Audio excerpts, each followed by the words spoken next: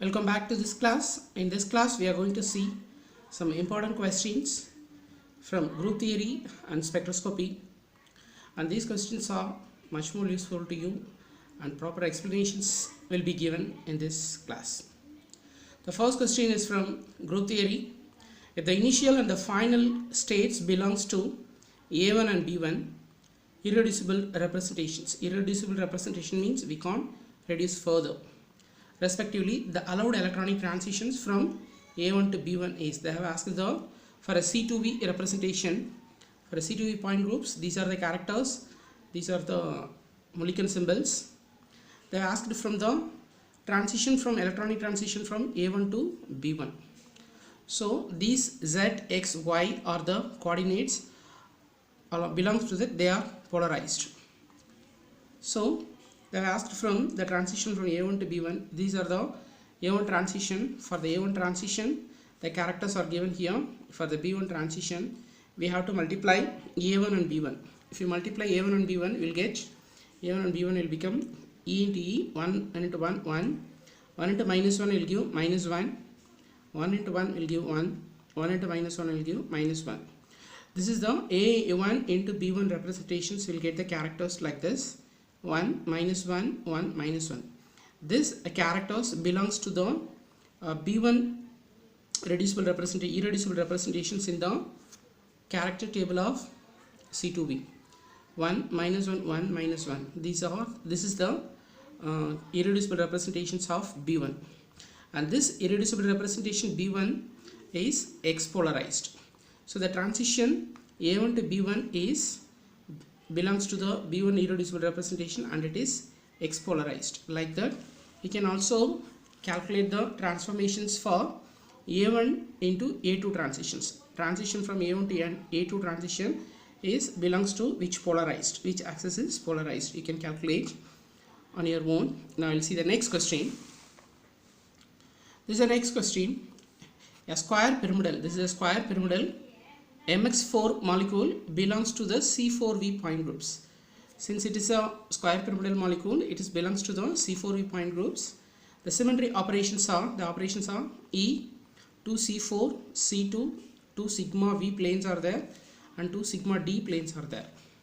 The trace of the irreducible representations when the symmetry operations are C4V. They have asked about the trace of the molecule. This is the MX4 molecule, and it is a square pyramidal molecule, and this is E is the identical. When you calculate the trace of the molecule, this is E, this is an identical element. This for the identical elements, all the 5 molecules are in the same place, they are not getting changed.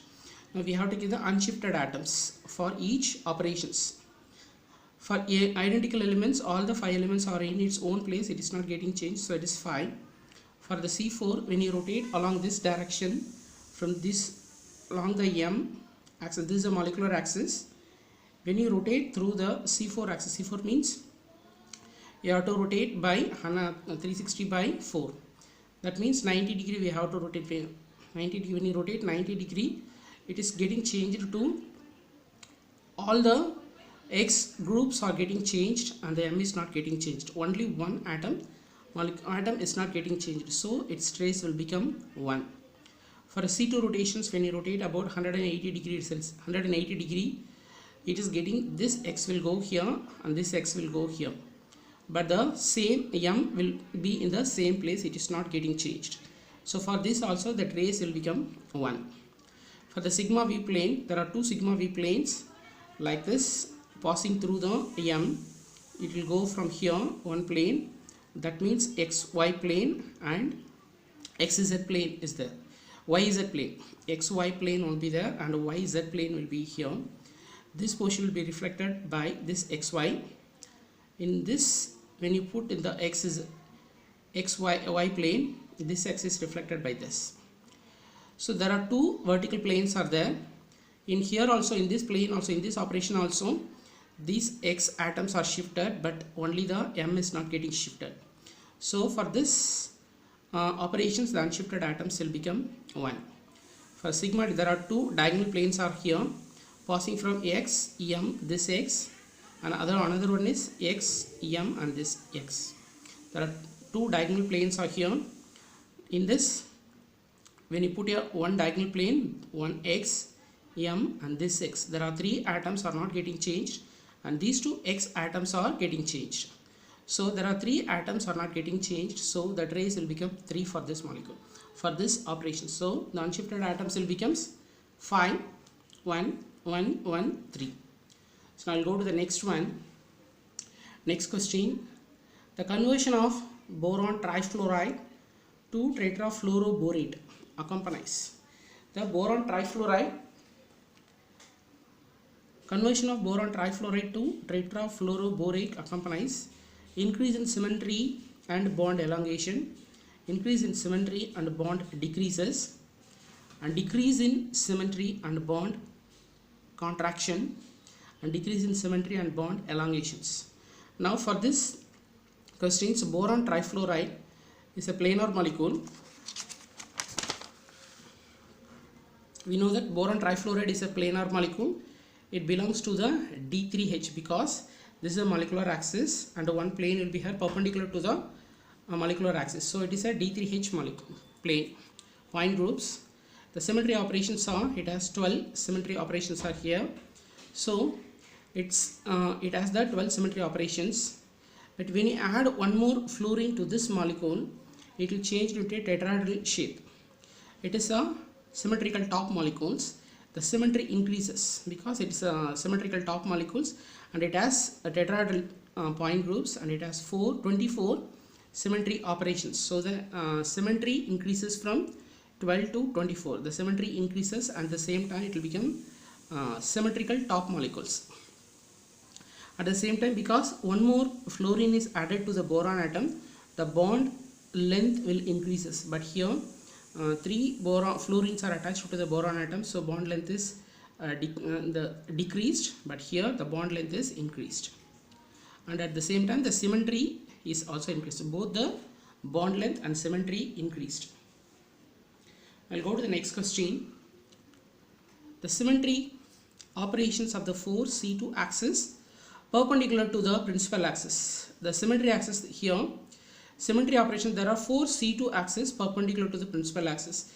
If your symmetry C2 axis perpendicular to the principal axis like this in this here also, this is the principal axis and 3 C2 axis are here passing from this fluorine 1 C2 axis and this fluorine 1 C2 axis and this fluorine 1 C2 axis. There are 3 C2 axis are here like this. If your C2 axis perpendicular to the principal axis, it will become D group. C2 axis perpendicular to the principal axis belong to the same class in the point groups. Which group they have asked, which point group they have asked. In this, since the 4C2 perpendicular principal axis, it belongs to the D4H point groups. D4H point groups. Now we'll see the next question. The point group of NSF3.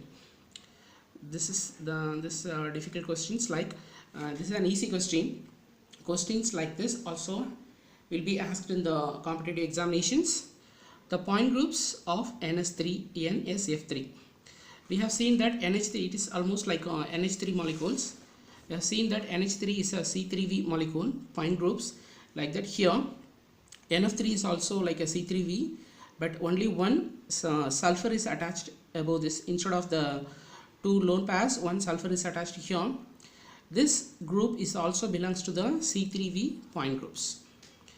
Now I have given you as an example, you can do on your own. The point group of N CH3 thrice and SiH thrice N and N3 minus XeO2 F2 and XeO3. So now this you can do on your own to find the point groups of these molecules. Unlike homonuclear diatomic molecules like H2, N2, O2 and Cl2, HCl, CO, NO and OCS, these are the heteronuclear diatomic molecules. If you solve all this thing on your own, you can get some clear idea about the point groups. Otherwise, I will explain in the other classes. Now we'll see the next question. This is one important question. Questions are frequently asked based on these concepts.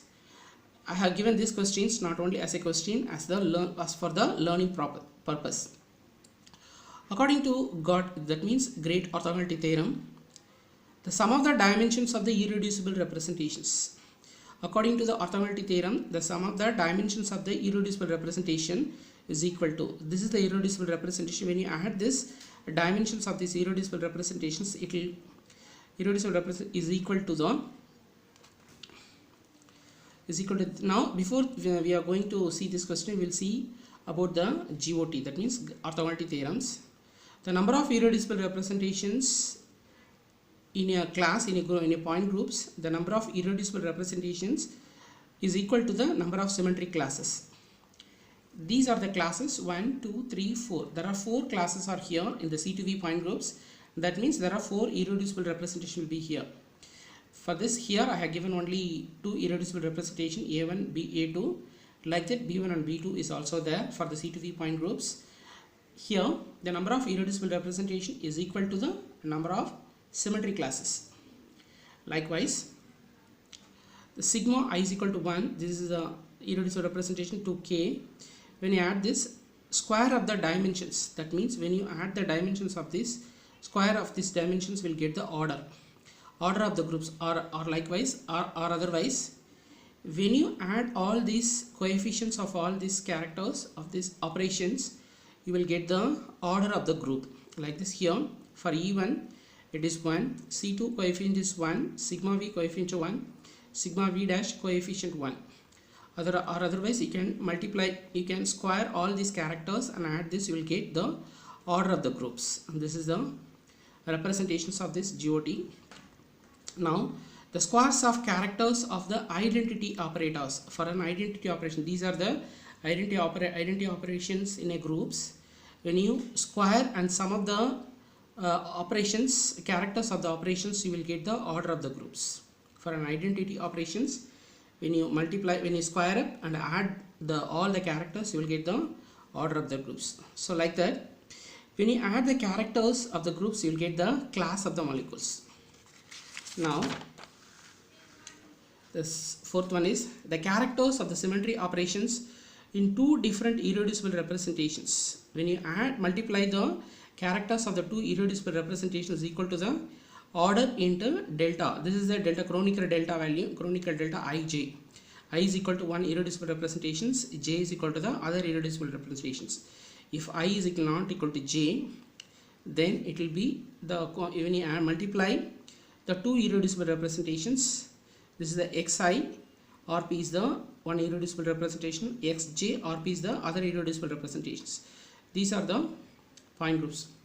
When you add this, you will get the value as h into delta ij values. These are the main important points of the great orthogonality theorems. So like this, for this question, the sum of the dimensions of the irreducible representations is equal to the class of the molecules. Like this, when you add this, you will get the class of the molecules. Now we'll go to the next one. Which 3 vibrations of AB2 molecules? There are 3 vibrations of AB2 molecules are infrared and Raman active, which is bent or linear. There are 2 molecules are given here. Like for a bent molecule, you can take an example of water. For a linear molecule, you can take example of, for a AB2 molecule, you can take example of carbon dioxide. Which 3 vibrations of an AB2 molecules are infrared or Raman active? So for an bent molecule, we can take an example as water molecule. Water, there are 3 vibrations are here. Since it is a non-linear molecule, there are 3 vibrations are here. This is a symmetric stretching, this is a bending, asymmetrical stretching, this is bending vibrations. And for the CO2 molecule, it is a linear molecule. There are 4 vibrations are here. This is symmetric stretching and this is asymmetrical stretching. These are the 2 bending vibrations. And when you calculate the Raman active and IR active molecules, we have to keep it in our mind. There are 2 points that we should keep it in our mind. One is a change in electric dipole moment. During the vibrations, if there is a change in electrical dipole moment is there, like here, for this symmetric stretching, there is no change in dipole moment, so it is IR inactive. But here this is asymmetrical stretching. For this stretching, there is a change in dipole moment, electric dipole moment, so this is IR active and this is IR inactive. Like that, for change in electrical dipole moment, it is IR active, and a change in polarizability take place. If there is a change in polarizability, then it is Raman active. Otherwise, it is not Raman active.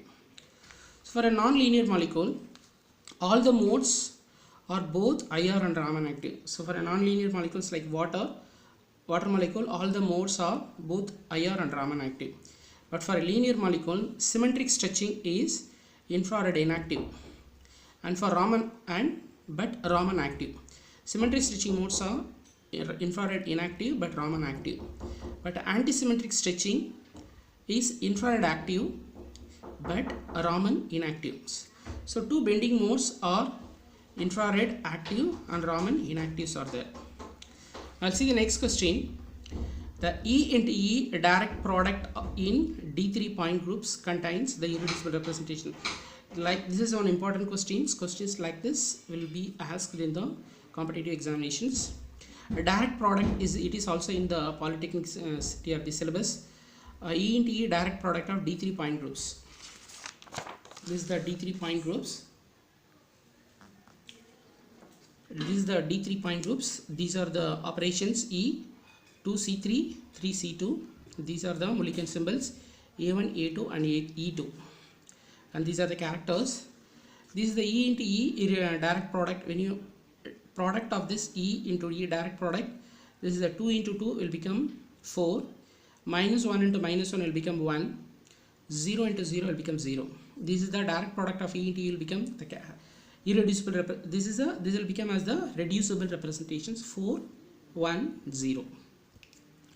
So when you calculate the irreducible representations of these molecules, this irreducible representations, A1 number of A1 will become here the order will be coefficients of the operations. Here the coefficient is 1, 2 and 3. When you add all this thing will become H is equal to 6, but the class will become 3. 1, 2, 3 classes will be there, but the order will be 6.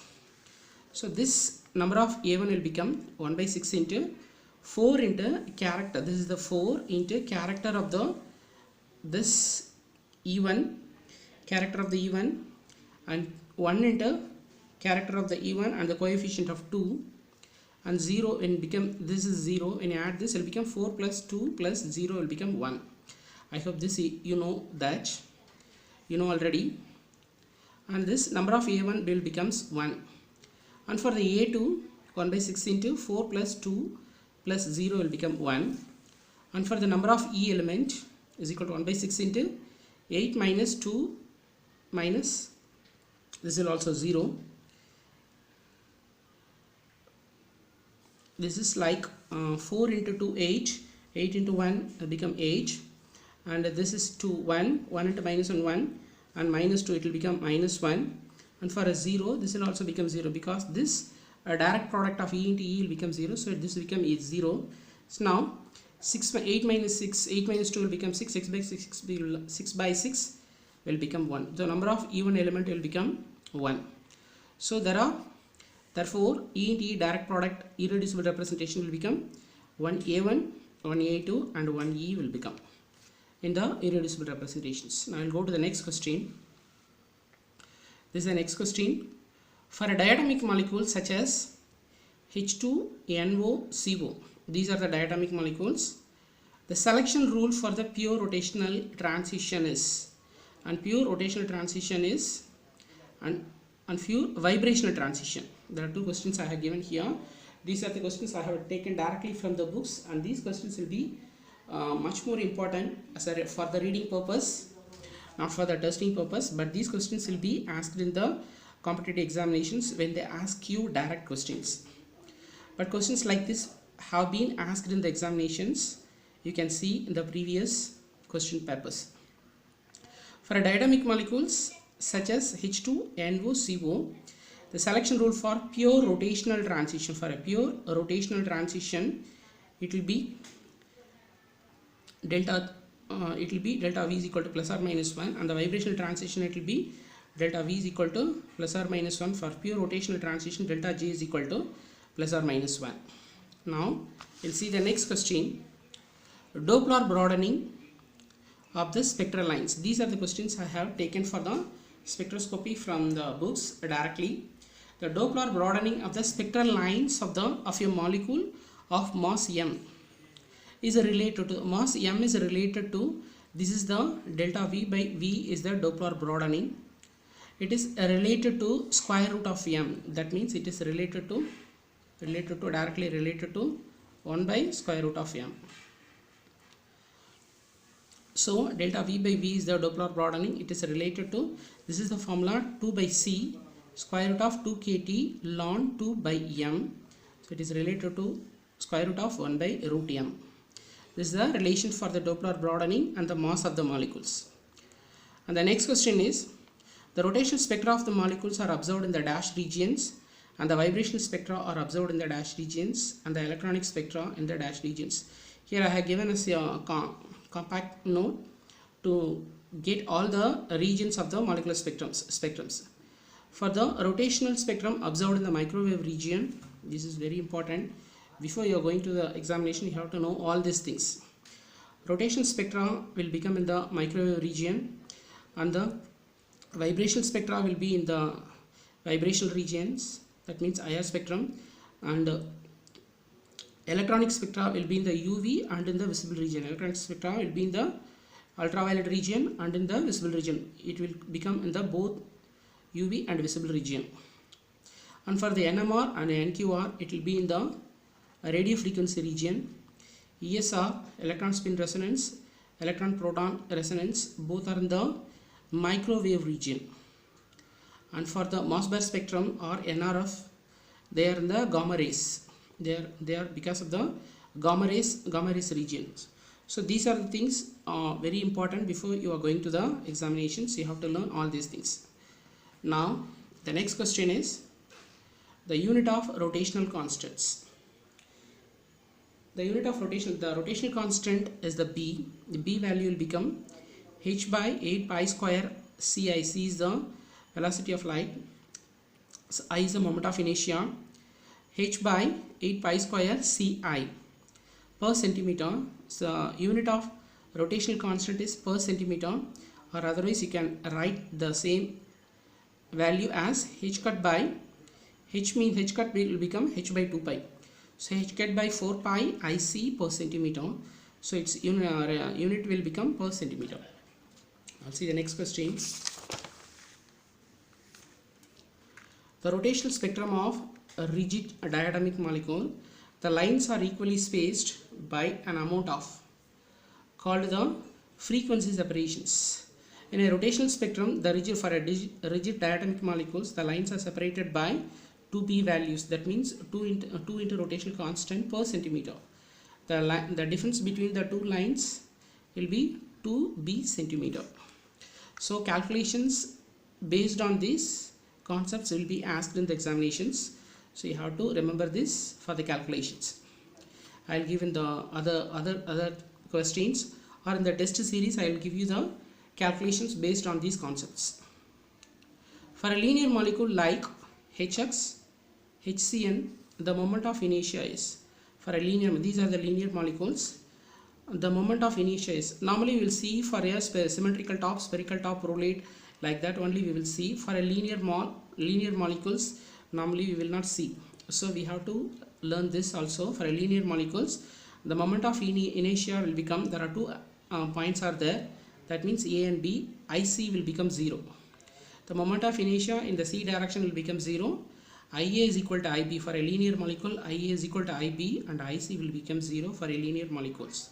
And for a spherical molecule, spherical top molecules, IA is equal to IB, IB is equal to IC. So all the three moment of inertias are equal for a spherical top molecules. We know that already. Spherical top molecules are octahedral and tetrahedral molecules are spherical top molecules. And there are symmetrical top molecules are there. Symmetrical top molecules like IA is greater than IB is equal to than IC. Here spherical top molecules are tetrahedral and octahedral molecules, but symmetrical top molecules like C3b like that will come. IA, for those things, for a prolate symmetrical top, IA is equal to greater than IB is equal to IC. and IA is greater than, less than IB is equal to IC. It is oblate symmetrical top molecules. When IB is equal to IC is less than IA, it is called oblate symmetric. If it is asymmetric top molecules, all the symmetries will become different. IA is not equal to IB and IB not equal to IC. Like that, for a symmetrical top molecules, I have given already, like borane molecule. When you add this will become the symmetrical top molecules, spherical top molecules. This will become the tetrahedral molecules. So it is spherical top molecules, as the all its moment of inertia are same. Now I'll see the next question. Diatomic molecules have only dash vibrational frequency. This is dash vibrational frequency. Diatomic molecules do not have a bending vibrational frequency, because diatomic molecules have only one vibrational frequency, and this is the stretching vibrational frequency. For a diatomic molecule, it have only one vibrational frequency, and it is stretching vibrational frequency, because all other possibilities are not there. And for a diatomic molecule, do not have the bending molecules, because it won't bend. So this we have to keep it in our mind. And the next question is the selection rule for combined vibrational and rotational transitions are. So for a selection rules for vibrational and rotational transitions are delta V is equal to plus or minus 1, delta J is equal to plus or minus 1. And the selection rule for the vibrational Raman spectrum of a diatomic molecules. For a vibrational Raman spectrum, delta V is equal to plus or minus 1. And for the selection rule for the pure rotational spectra, this question is asked in one of the previous competitive exams. Selection rule for the pure rotational Raman spectra for a diatomic molecule is delta J is equal to 0 or plus or minus 2. It will not come as plus or minus 1. Delta J is equal to 0 or plus or minus 2. Polar solvents often stabilize the ground state of N to pi star transitions more than they stabilize the excited states, causing dash shift. That means polar solvents stabilize the N to pi star transition than the ground states. Excited state stabilize the excited states than the ground states, and this is causing the red shift. And this is the diagram I have given here. This is in the absence of the solvent, no solvent. This is like N to pi star transitions. On solvations, N to pi star transitions, it will stabilize the ground state more than the stabilizing means decreasing the ground state, decreasing the energy of the states. N state is decreased more, and the pi star state is decreased less. So it is stabilizing the ground state more than the excited states as given. So in the polar solvent stabilize the ground state more than the excited states, and this is causing the red shift. Likewise, for a pi to pi star transitions, the excited state, pi to pi star transition, the excited state is stabilized more than the ground state. Here this is a pi to pi star transitions. In the absence of the solvents, the transition will be like this, but in the presence of the polar solvents, it is stabilizing the excited states, and that means decreasing the energy of the pi star state more than the ground state. Ground state energy is decreased less, and the excited state pi star is decreased more. That means the transition here is more energy is required for the transition, but here less energy is required. But it is stabilizing the excited state more than the ground state, and this is the blue shift. Like here, and that I have given like the bathochromic shift. This is the red shift. The first question, this is like a bathochromic shift. In the red shift, longer wavelength is, it shifts to a longer wavelength region. Like here in this question, here N to pi star transitions, the energy difference here is very less compared to the energy difference in the presence of the solvents. So more energy is required So as the more energy is required, it shifted to the shorter wavelength regions, like the redshift. Redshift, it is to the longer wavelength region. Hypsochromic shift, it is a blue shift, it is to the shorter wavelength region. Hyperchromic, this is one more important points. Hyperchromic and hypochromic shifts are there. It increases the intensity with respect to the molar extinction coefficient. Hyperchromic shift means it increases the intensity with respect to the molar extinction coefficient, and hypochromic shift, it decreases the intensity with respect to the molar extinction coefficients. So I have given all these questions in order to learn the important points for the examination point of view, not only for the testing point of view. There are some other points are there. I'll give you those things in the test series. I hope this session will be much more useful to you. Thank you for watching this session. Thank you.